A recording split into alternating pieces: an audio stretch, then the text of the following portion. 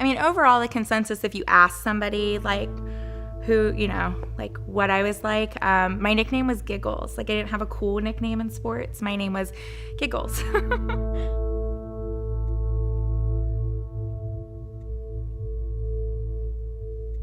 I'm one of the 1 in 3 who have had multiple abusers, I guess is the way to put that.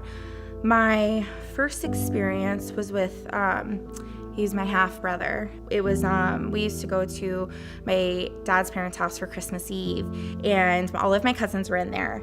And he was kind of nagging us for, like, believing in Santa Claus. I remember being really upset and distraught, and he kind of grabbed me and he pulled me into a closet, and he assaulted me then. And he, I thought it was because I believed in Santa Claus, and I thought it was because I was like some dumb little kid who had no idea what the older kids were talking about. And that was, it was for several years. It was for about 5 years. So roughly around the age of 7 to about the age of 12.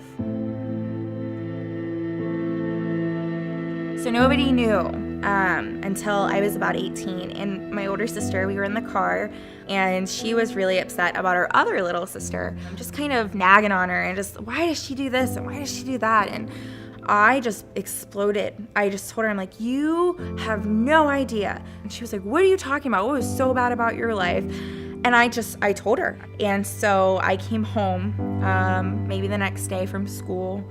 My mom doesn't cry. Like, she's not a crier. And so she asked me upstairs into her room, and she asked me what happened. And I told her that I had been abused, and it was my brother. And she just started to cry. And I felt terrible.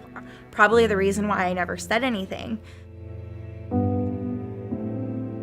So I went to a high school party with high school kids. I was drinking, and there was some guy that I met a couple of times. He was a senior. I somehow fell over. I don't know if he knocked me over or I just passed out, but he knocked me over. I hit my head, and he had his hand around my neck.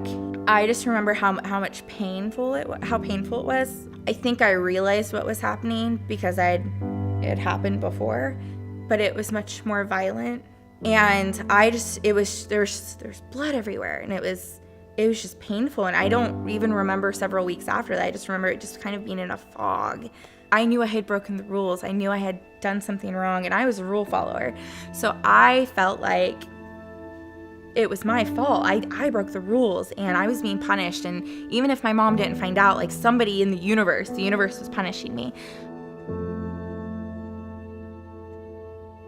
If I could go back and do it over again, I would tell my parents, I would tell the cops, I would do everything I could to make sure he couldn't hurt anybody ever again. I throw it out to somebody it's happening now. It'll end. Try to be strong, and don't lose yourself in the process. It'll take a really long time, but you can trust people. There are good people, and there are people who won't do this to you anymore.